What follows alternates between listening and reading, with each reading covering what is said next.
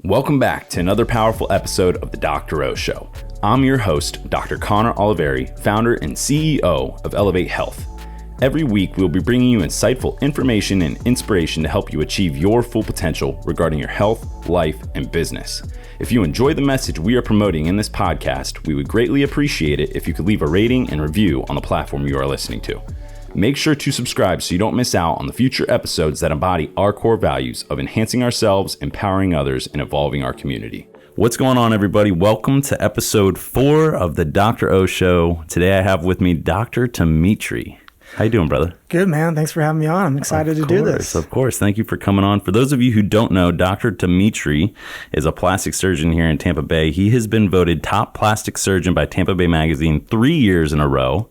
And then you were also just voted top 40 facelift plastic surgeons in the country this past week by Newsweek, correct? That is true, yeah. Congratulations, man. Thanks. Yeah, I was really privileged and excited to see that. There's some big names, a lot of my mentors on that list, and there I am as well. So that's just a lot of hard work and dedication, and I got a great team around me. So yeah, thanks for shouting that out. Of course. No, so we were just talking a little bit before we got the mics on about your life. You got a lot of changes going on right now. What do you got going, man? Yeah, so we've got a brand new office and surgery center being built just a couple blocks from you here off Azeel between MacDill and Henderson. It's going to be state of the art. We're going to have a little surgery center so I can do my surgeries there. I'm going to have Dr. Sergey, who's one of the best dermatologists in Tampa, with me there. And then actually in the process of 2 gynecologists who really have specialized in female health. So all of us under one roof, I think it's going to be something that Tampa hasn't seen yet. So. Absolutely. Makes for an excellent collaboration. Yes. What I'm finding is a lot of the people in the medical field are now starting to collaborate more and more because they see the efficiency that they can have when one person can go to one facility and get treatment for multiple different things, or being able to refer under one roof. That's been a common theme, I think, in a lot of surgery centers within different specialties. But you don't really ever see it in plastic surgery. So I think that's cool that you guys are doing that. Yeah, I'm excited. They're all great doctors, very talented, ethical, and we have our lanes and boutique practices. So there's definitely room for us to collaborate and work with each other. I think I can't wait for it. I love it. Yeah, and you also send patients our way for hyperbaric oxygen therapy. You incorporate that into your care plans. I love that, man. I think that it's awesome. Yes, that is it's pretty much a mandate for all of our facelift patients to undergo hyperbaric oxygen postoperatively. We usually accommodate for 1 session, but honestly, it'd be great for them to do 4 or 5 treatments. It's great that you guys have it here. You got a beautiful facility, so I know our patients love coming here and getting the treatment done. I appreciate that. So before we get into a lot of the doctor stuff, I want to kind of get to know who you are as an individual. We've spent some time together. I think we see each other out here and there. We kind of all collaborate in the same areas and places and congregate. Tell me about your upbringing, your childhood. Fill me in. Yeah, so I'm actually here. Grew up from here in Tampa. I went to Berkeley Prep, and I'm the youngest of 3 brothers.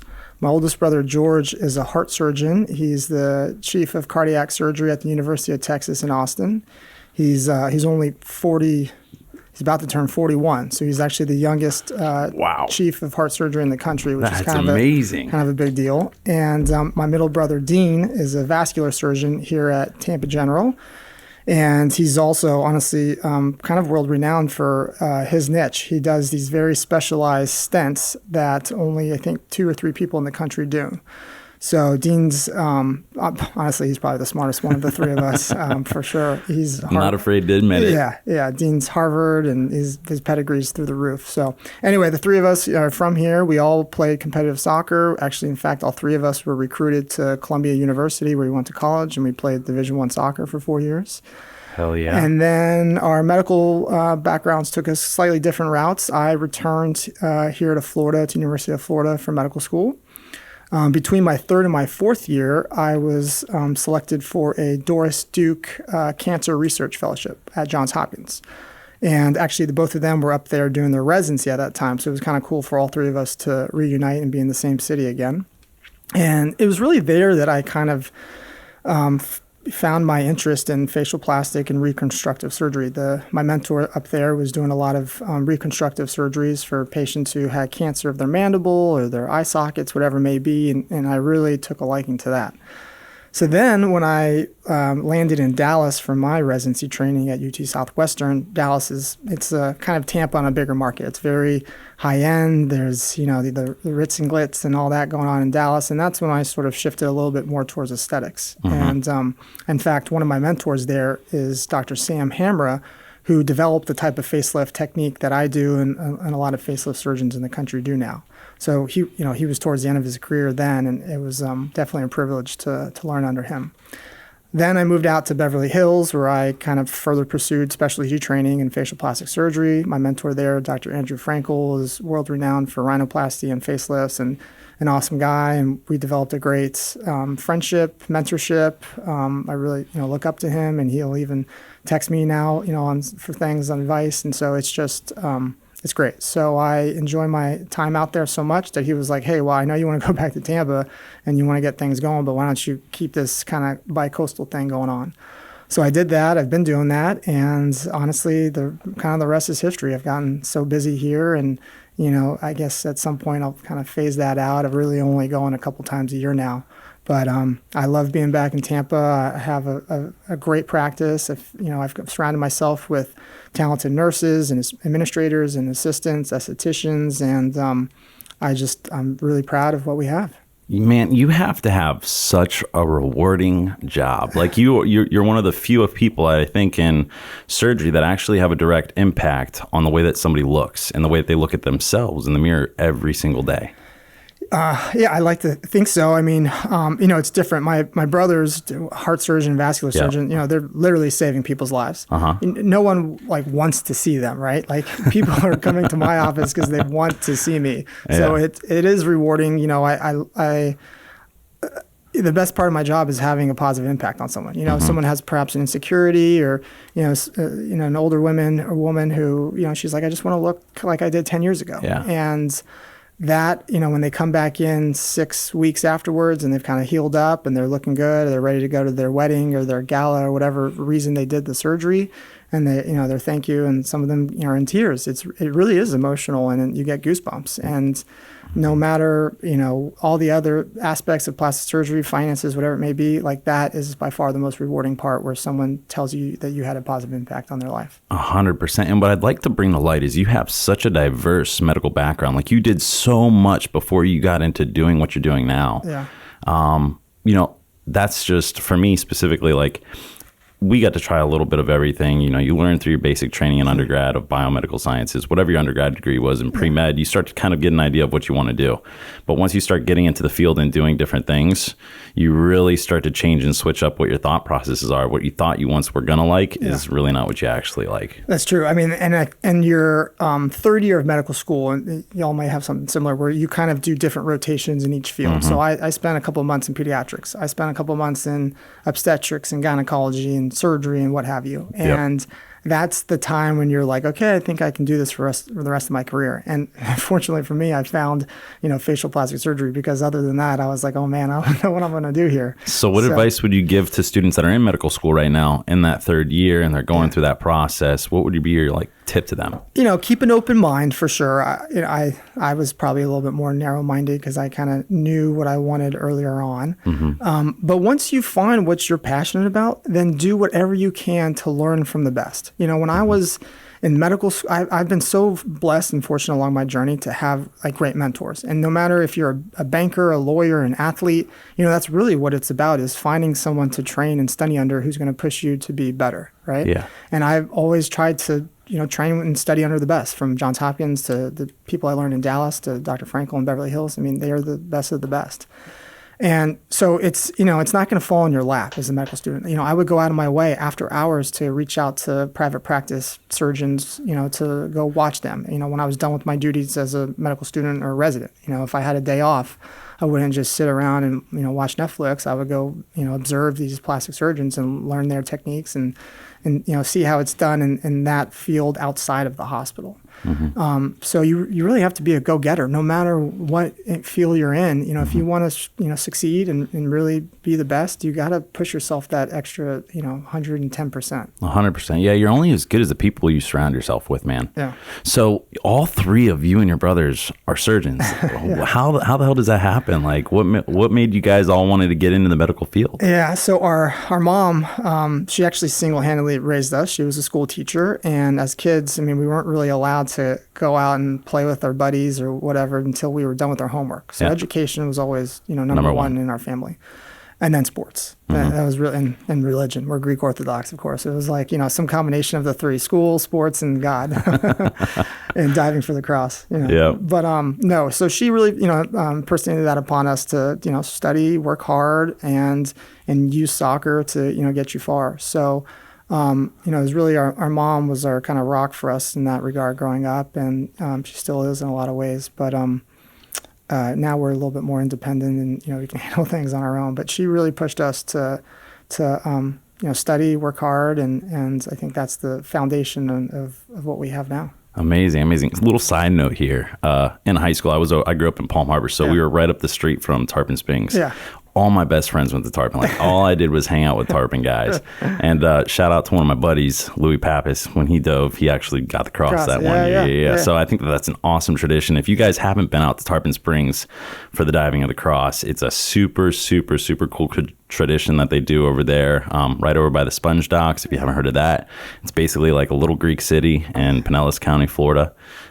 So check it out if you haven't. They have tens of thousands of people go and observe Epiphany now. And actually one of my best friends, Andrew McAdams, shout out to him. He retrieved the cross a couple of years after I went for it. And so he likes to kind of rub that in my face. I do have a hole in one, which he doesn't. So we can go back. Where'd you get that at? You're a big golfer too, right? At Old Memorial. Wow. What hole? 17. Oh, wow. That's a good hole. Yeah, it's a good feeling. Yeah, I went out there and we played a scratch round. So again, for those of you who don't know, Old Memorial is a nice private club here in the area. Beautiful course, caddies take you around. I shot the lowest round of my life with my buddy. Nice. And we had a great time. It's just such a beautiful course, great time. Yeah. So you're a pretty in shape guy. Obviously, you care about your body. You care about your health. You're an avid runner. Not as much as you used to run in soccer, we were talking about previously, but you still run. What's kind of your lifestyle like? I want you to walk people through your daily routine, your food habits, your workout habits. Fill us in. Yeah, so I love exercising, working out. Some days I'll go for 2 runs. I'm a big, I've been living in Hyde Park and Davis Island area, so I love going on Bayshore pretty much almost every day. I do my usual, anywhere from 2.5 to 4 or 5 mile runs there. And then I'm waiting on, I used to have a gym at Harper Island, and they're transitioning to Lifetime. Rest in peace. Yeah, exactly. So Lifetime's coming in there, I think, soon. And I'll probably definitely be signing up there. But I like Barry's Boot Camp. It really pushes you the back and forth between the floor and the treadmills. And so I'll do a couple classes a week. But yeah, I'm really active, at least running and trying to, do weights a couple times a week. I loved also doing any type of classes like that, F45. Brittany Joyce and her husband have got, a good thing going on there. Her and Matt crushing it. Yeah. Which we got to get them on here. I got to get both, one of them. Yeah, we'll get one of them on here. Yeah, there you go. And then golf, of course, which I don't know if you call that too much exercise, but at least a little more you're walking. We don't have golf carts, so that I got to give me something there. And then diet-wise is where, I think, especially where I am at my age now, I think that makes honestly the biggest difference. And so I notice I can feel myself being healthier. I can run and work out, but now it's like, if you really want to keep that six-pack going, you got to watch where you eat. And the pizzas and all that other junk, it's not going to cut anymore. So, we try to eat healthy during the week, salads, sweet greens and stuff like that. But on the weekends, I love food. We try all the restaurants around town. I've invested actually in Next Level Brands, which represents Forbici and Union and Boulan. And so, Jeff, we're going to get him on here too, man. Jeff's the guy in town. Yeah, they're crushing it, man. Some of the spots that they're opening up are unbelievable. Between Bouillon and what they're doing, he's done an awesome job. Yeah, great. It's just, I'm grateful to be a part of that. And an awesome individual, too. Oh, yeah. Anytime you meet him, super big smile on his face. I don't think I've ever seen the guy angry. Now, I don't know. Behind closed doors, maybe. I don't know. We can have one of his employees on, see what they say. No, but Jeff's awesome. And when I go to the restaurants, I'm like, I got to try this, I got to try that. So I may let the diet slack there a little bit. But for the most part, I try to eat healthy.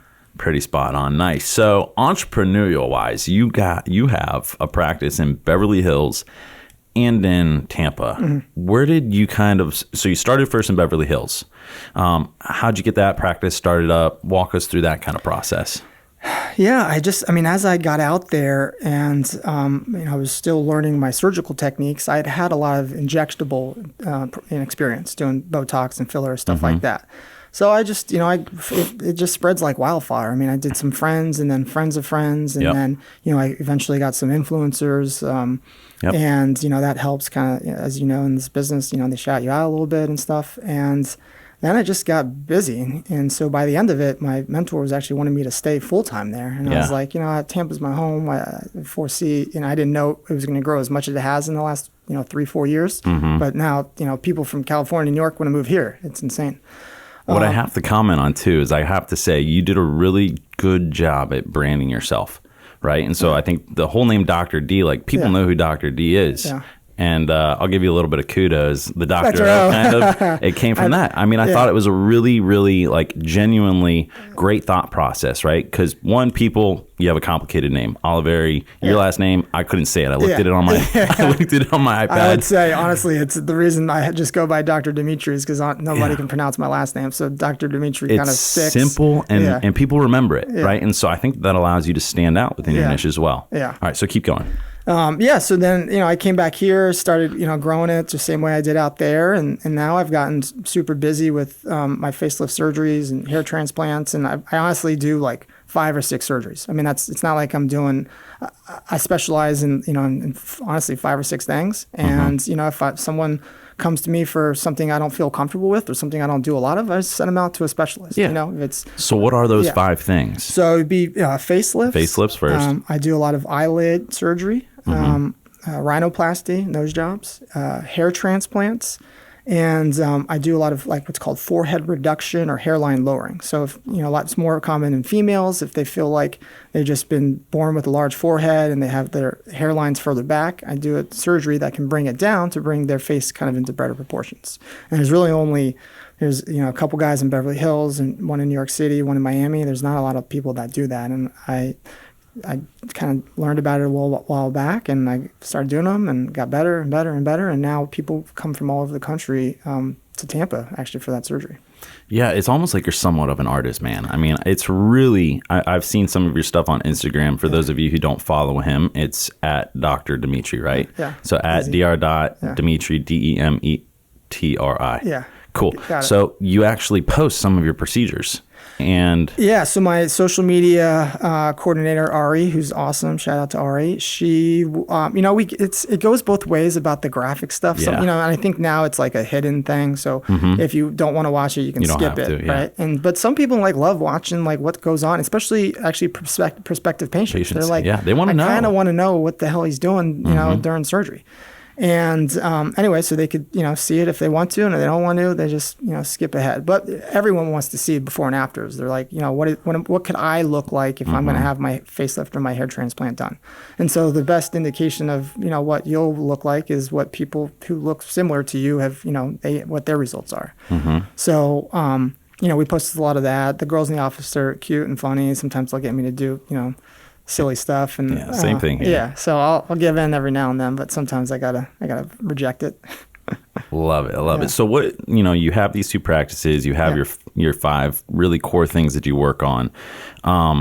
You've been pretty successful over the course of your career, it seems like, but let's talk kind of about the struggles. Was there ever a point where you were struggling as a physician just getting out, when you were trying to figure out what you wanted to get into? What was it like? I want to know about the lows that you've kind of experienced within your professional life. Yeah. So, when you're starting out, especially in aesthetics, first off, there's highly competitive.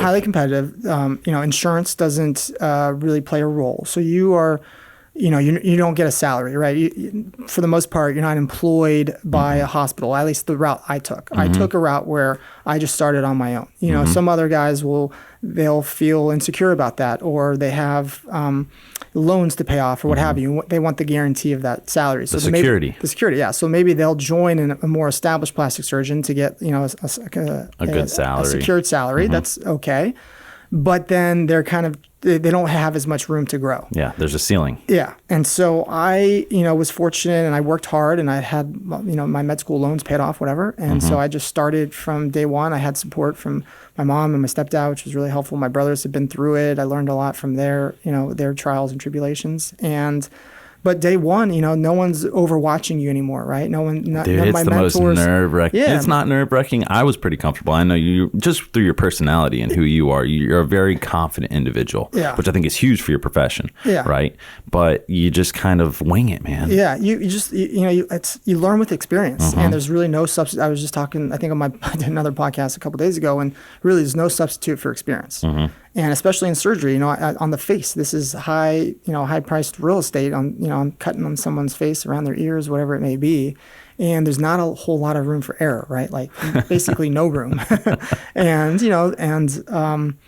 So anyway, when you're starting out, like it's on you to be a go-getter, and do whatever you need to do to get patients in the door, get your name out there, market yourself in a professional manner, and so that part was tough in the beginning because I had never done that before, and I felt confident. I had great training, but I needed to get practice and experience, and eventually it built up where now I've got kind of a nice consistent stream, and it's a well-oiled machine in my office. You see, the best compliment I could get from a patient is like, wow, you guys are really efficient. And when someone says that to they don't wait around. It's not like if you're at the dentist or your usual doctor's office, you're waiting around 45 minutes. I hated that. So I'm on top of my staff to be like, look, get them checked in, get them in a room, and let's get going, right? People are busy. They got stuff to do, and so I try to be as prompt as possible. Yeah, I love that, man. I love that. Yeah, I'd say that most of the time the struggle is at the start, and that's where people are either made or break,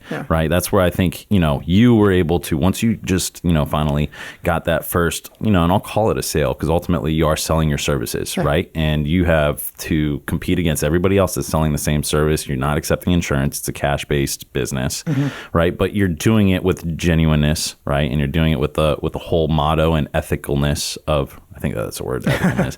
You're doing it ethically, trying to go ahead and really help people. Yeah. And so many people fall out of that first phase when they're going into it that they just kind of get discouraged and they go back to that safe space and they just go and work for somebody else. So kudos to you for sticking to it. Yeah. Obviously it's paid off, right? And you've really come a long ways since then. Thanks. And and the next part is okay, once you kind of get busier with your surgeries or whatever it may be, at least in my practice.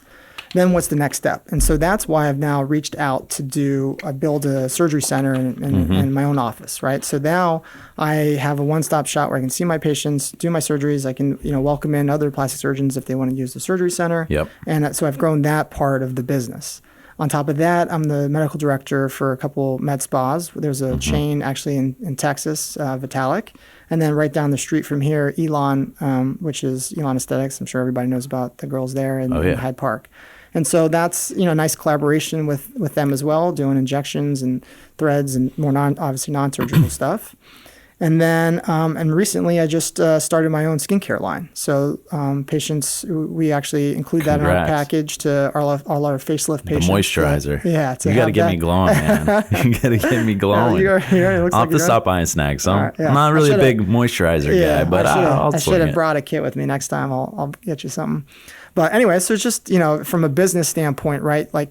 I can only do so many facelifts in a day, right? There's only so many hours in a day. I think for all the entrepreneurs and real estate, whatever you do is trying to have passive income, right? So whether it's having sublease, another doctor subleasing, paying you rent, or skincare, or the med spas, it's important you don't want to spread yourself too thin, and I don't want any of that to detract you want it to be like easy, right? I don't want this to be stressful where I'm like I'm trying to do a surgery and I'm like worried about some other crap, right? Yeah. So I like, this is all easy stuff for me. It's not really stressful. It's just kind of flowing now, which was going to bring me to my next point. And then I was going to be talking about some of the most successful men and women that you know within the marketplace of healthcare and in your field and our field, and what traits that they have and what you feel separates them as individuals. And I think you hit it spot on, is that they've diversified as time's gone on, and they've built upon the foundation which they already have, right? And so now they have the surgery centers, they have the other staff underneath them, they're doing these different things. Can you want to, do you want to add to that? Yeah. So, I mean, I learned about this from my mentor in Beverly Hills. And so he, there's kind of 3 or 4 different businesses going on in the same roof. I mean, he had his plastic surgery practice where, he sees patients and does surgeries. He owned the building right in the heart of Beverly Hills. So just from a real estate standpoint, he's sitting on a $10 million at least building. And within the building, there were other doctors who rented from him, paying him rent. And there was a surgery center that he was a co-owner of. So when other doctors came and used the surgery center, the patients, they have to pay a facility fee and they pay the anesthesia. And so that was a little extra, cherry on top bonus for him too. So I really, he was in, he's just turned 60 actually. Yeah. He'll probably get mad at me if he listens to this.